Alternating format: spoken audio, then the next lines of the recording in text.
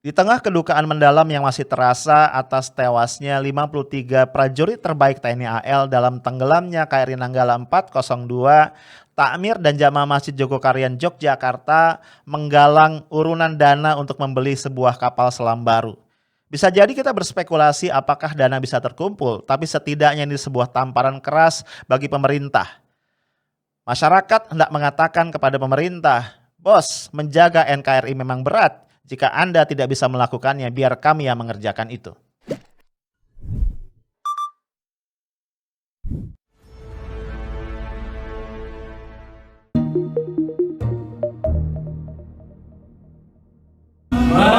Meskipun ku tak siap untuk merindu, ku tak siap tanpa dirimu, ku harap terbaik untukmu.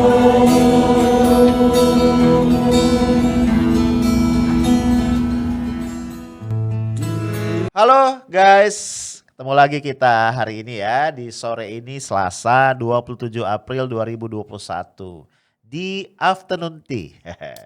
Gak kerasa ya, 15 hari puasa udah kita jalani, sebentar lagi kita akan buka. Jadi buat lu yang muslim, yang sedang puasa, ingat ya tea-nya ntar ya. Ini rehat sore dulu aja, sambil kita ngobrol-ngobrol tentang berbagai berita yang berseliweran di sekitar kita ya. Guys, kita tentunya masih dalam kondisi sangat berduka atas gugurnya 53 awak kapal selam ya Nanggala 402, KRI Nanggala 402. Ke-53 orang yang gugur ini adalah putra-putri terbaik bangsa, prajurit-prajurit TNI AL yang sudah dengan keberanian ya dan keikhlasan yang luar biasa mendarma baktikan kehidupan mereka untuk mengamankan perairan Indonesia. Guys, di tengah rasa duka yang masih sangat terasa ini, kemudian orang mulai bertanya-tanya ya tentang hal-hal seputar KRI Nanggala 402. Pertanyaan yang banyak muncul adalah mengenai kelayakan. Ya kita tahu ya, ini adalah kapal selam yang sudah cukup tua usianya ya, lebih dari 40 tahun. Sehingga orang bertanya apakah masih cukup layak untuk beroperasi dan kemudian juga melakukan aktivitas latihan-latihan militer ya, penembakan torpedo, rudal dan lain-lain. Ya wajar ya menurut gua ya, karena memang ada banyak berita atau data informasi yang simpang siur mengenai ini. Ada orang yang mengatakan bahwa kayaknya 40 tahun lebih ya untuk sebuah kapal selam itu usia yang sudah tidak layak ya, tergolong uzur ya. Walaupun pihak TNI AL ya, Kasal misalnya mengatakan kapal ini dalam kondisi yang baik, kondisi yang fit, sudah di-treat sesuai dengan prosedur yang ada dan memang siap untuk melakukan latihan militer yang memang dijadwalkan.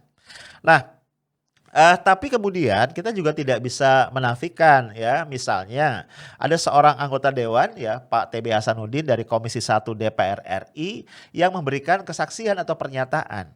Menurut beliau, gugurnya 53 prajurit TNI AL ini ya, ini bukan insiden pertama yang terjadi menyangkut Nanggala 402. Pada tahun 2012 yang lalu ada 3 prajurit TNI AL yang juga tewas, yang juga gugur. Ketika itu Nanggala 402 sedang melakukan latihan atau uji coba peluncuran torpedo. Gue lupa torpedo atau rudal gitu ya. Dan kemudian karena ada bagian dari penutupnya, kalau gue nggak salah itu gagal berfungsi dengan baik ya, terjadi insiden dan tewaslah 3 orang prajurit tadi. Dan pada tahun 2012 itu juga Nanggala 402 sebenarnya baru saja melakukan semacam overhaul di satu galangan kapal yang ada di Korea Selatan. Nah, ini saja sebenarnya menjadi pertanyaan ya. Apakah para ahli ya, orang-orang ada engineer yang ada di Korea Selatan itu sebenarnya cukup kompeten untuk menangani overhaul Nanggala 402 yang jelas-jelas merupakan produksi galangan kapal di Jerman. Nah, ini juga tadi ya sempat timbul banyak spekulasi menyangkut itu. Nah, yang juga menarik bro, ada satu testimoni lah ya dari wartawan Kompas Etna Patisina yang punya hubungan personal ya, hubungan komunikasi yang cukup dekat dengan almarhum Letnan Kolonel yang sekarang sudah Kolonel ya, karena dinaikkan 1 tingkat, Heri Octavian yang merupakan komandan dari KRI Nanggala 402. Ya, jadi mereka ini sudah punya hubungan komunikasi cukup lama, termasuk ketika almarhum Heri Octavian melanjutkan pendidikan di Singapura dan juga di Jerman. Nah, inti dari komunikasi itu adalah Heri Octavian beberapa kali menyampaikan curhat ya tentang kondisi alutsista yang digunakan TNI AL. Misalnya saja tentang kualitas dari kapal selam yang diproduksi oleh PT PAL. Yang menurut Harry tidak memadai sebenarnya untuk operasi tempur. Nah, cuma Harry juga mengatakan kerap ada prajurit yang itu mendapatkan treatment yang tidak menyenangkan dari komandannya ketika menyampaikan keluhan atau kondisi tentang kapal selam produksi PT PAL tadi. Dan Harry sempat menyatakan sangat mengharapkan nih ya media itu bisa mengungkap hal ini secara terbuka. Pada kesempatan lain Harry Octavian juga pernah mengeluhkan ya rencana pemerintah untuk membeli kapal selam bekas yang bahkan usianya itu dibuat sebelum tahun 80. Ya, bisa lu bayangin ya, kapal selam bekas produksi sebelum tahun 80 ya itu kira-kira seperti apa. Nah, juga dikeluhkan overhaul yang tak kunjung dilakukan dengan proper. Nah, kondisi-kondisi ini guys kemudian tadi memicu spekulasi. Betulkah Nanggala 402 dalam kondisi yang memang proper ya, dalam kondisi yang sangat yang fit, yang memadai ketika melakukan latihan militer, peluncuran rudal dan juga torpedo tadi. Lah bro, tapi apapun itu ya, pada akhirnya kesimpulan kita kayaknya mengerucut pada satu kondisi. Memang beberapa tahun terakhir alutsista, alat utama sistem pertahanan yang dimiliki oleh TNI ya termasuk TNI AL ini jauh dari memadai. Ya kondisi ini dikonfirmasi juga oleh pernyataan dari Menteri Pertahanan Prabowo Subianto beberapa saat yang lalu. Yang menurut Prabowo ya pemerintah itu memang selalu berhadapan dengan dilema antara mengurus atau memenuhi kesejahteraan masyarakat, kebutuhan masyarakat atau memperbaharui alutsista. Gua harus menyatakan bahwa gua nggak setuju ya terhadap statement Prabowo Subianto. Ya kenapa? Karena antara kesejahteraan dan alutsista bukan dua hal yang bisa dipilih. Dua-duanya merupakan kewajiban pemerintah untuk memprovide pada saat yang bersamaan. Itulah yang merupakan alasan kita bernegara dan kemudian menyerahkan amanah mengurus negara itu kepada pemerintah. Ya, ini yang dinyatakan oleh Undang-Undang Dasar kita, oleh konstitusi. Ya kan, kalau kita kembali kepada konstitusi, ada beberapa tujuan bernegara yang itu nggak bisa ditawar. Yang pertama apa? Yang pertama adalah melindungi segenap bangsa Indonesia dan seluruh tumpah darah Indonesia. Iya kan? Nah, menyediakan alutsista yang memadai, memperbaharui alutsista yang dimiliki oleh TNI adalah bagian dari pemenuhan amanah konstitusi yang pertama. Kemudian yang kedua, memajukan kesejahteraan umum dan mencerdaskan kehidupan bangsa. Dua hal ini juga merupakan amanah konstitusi yang pada saat yang sama harus dipenuhi oleh pemerintah sebagai pihak yang diberikan tugas sebagai penyelenggara negara. Nah, apalagi kalau kemudian ya kita nih sebagai rakyat mengaitkan dengan apa? Dengan maraknya mismanagement dalam bernegara kita belakangan ini. Ya, korupsi di mana-mana misalnya. Ya lu bayangin kalau kita bicara korupsi, yaitu kasus-kasus korupsi besar ya, kita runut saja mulai dari BLBI, kemudian IKTP, Jiwasraya, Asabri, Bansos di Kemensos ya, kemudian juga dugaan korupsi di BPJS Tenaga Kerja misalnya, yang sampai sekarang kita nggak dengar lagi kelanjutannya seperti apa ya, dan beberapa korupsi yang lain. Belum lagi korupsi Dijen Pajak ya, suap penggelapan pajak. Ya kalau bayangin kalau semuanya dijumlah itu jumlahnya gila. Gede banget, triliunan ya. Artinya apa?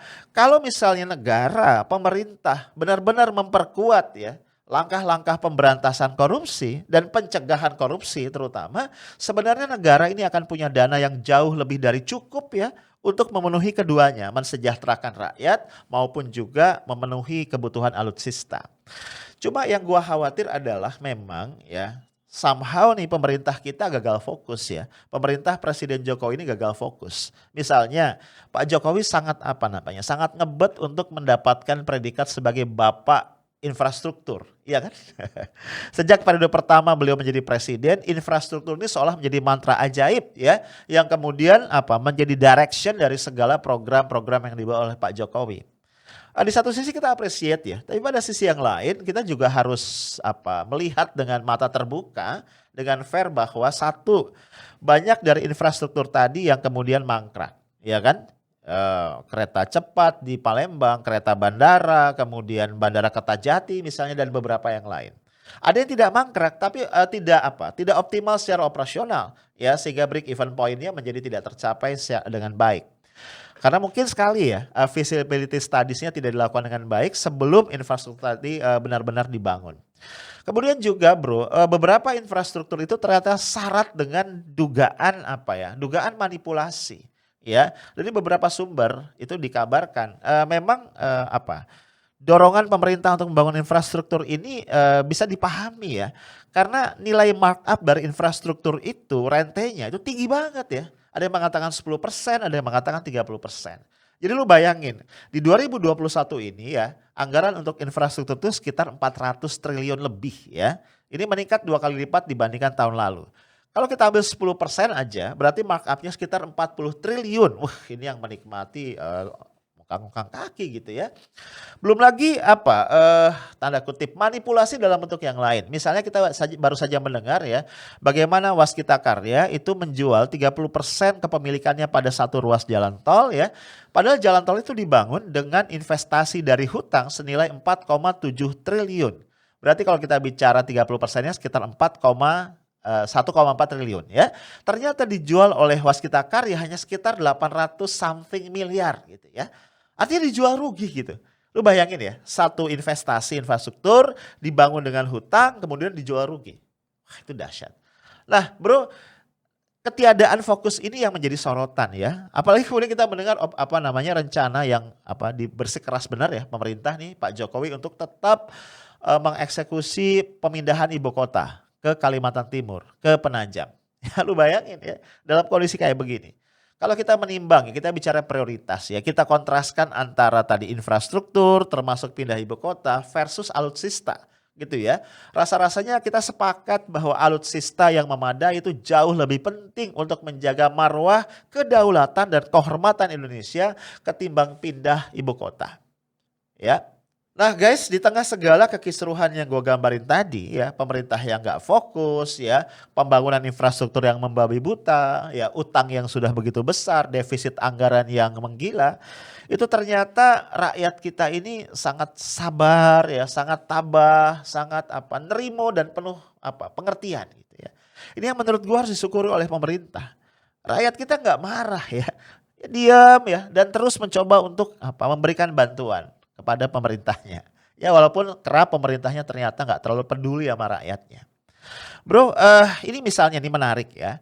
Terkait dengan tenggelamnya KRI Nanggala 402, kita melihat takmir masjid dan masyarakat ya jamaah dari Masjid Jogokaryan di Yogyakarta ini menginisiasi sebuah program pengumpulan infak untuk membeli kapal selam pengganti. Nih gue lihat poster patungan rakyat Indonesia membeli kapal selam ini diposting oleh Ustadz Abdus Somad. Ini sudah mendapatkan likes dari 150.000 lebih netizen dan bahkan juga dikomentari oleh 5 ribuan lebih netizen yang menyampaikan simpatinya. Nah ini kita lihat juga ya penyerahan tahap awal ya dari sumbangan tadi dari takmir Masjid Jogokaryan kepada perwakilan dari TNI AL yang ada di Yogyakarta. Kita lihat videonya ya. Dan anak-anak masjid ini kemarin sore menghimpun dana untuk menginisiasi rakyat Indonesia bersama-sama mendukung Angkatan Laut memperkuat armadanya. Karena Laut Indonesia adalah masa depan Indonesia, sumber kekayaan Indonesia, sumber kehormatan Indonesia yang merupakan 2/3 dari wilayah nasional. Jadi mudah-mudahan Bapak Kasal maupun Menteri Pertahanan segera memikirkan pembelian kapal selam pengganti. Sekalipun dana sangat kecil, tetapi alhamdulillah kami mendapat respon dari berbagai masjid di daerah akan ikut berpartisipasi.